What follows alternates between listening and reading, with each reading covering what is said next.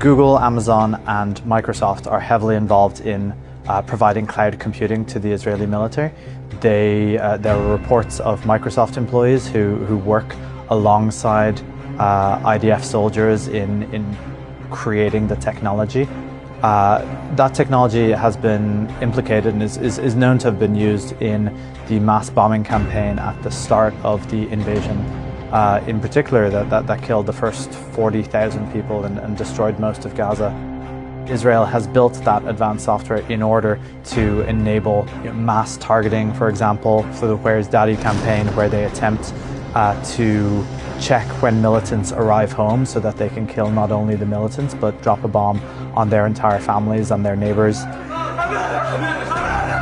There's a pipeline from soldiers in the IDF into Silicon Valley where they make their way through tech startups. They have huge centers in Israel which were made up from companies that they acquired. So Meta, for example, has 800 staff in Tel Aviv. Google has 2,000 people in Israel. And this makes up a significant portion of the internal lobbying. These are the people who decide who ends up controlling our technological destiny.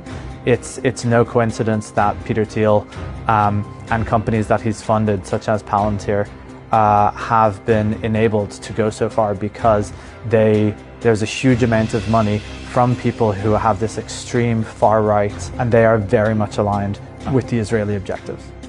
However, some big tech companies go much further and allow policy decisions for Israel-Palestine conflicts to be made in Tel Aviv by their Israeli employees.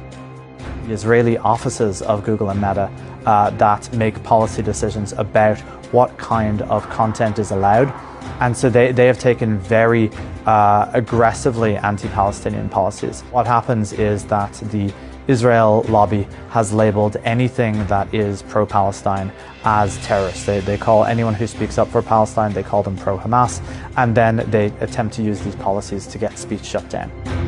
In the case of Meta, Jordana Cutler was someone who worked for the Likud party, and she has been hired for Meta as a member of the policy staff. Meanwhile, Meta's chief information security officer, really the top of the organization that makes policy decisions, is a former IDF soldier. His name's Guy Rosen, he lives in Tel Aviv, and this is the person who decides on what information people around the world are able to see. It's very straightforward to see how this control gets embedded within these big tech companies.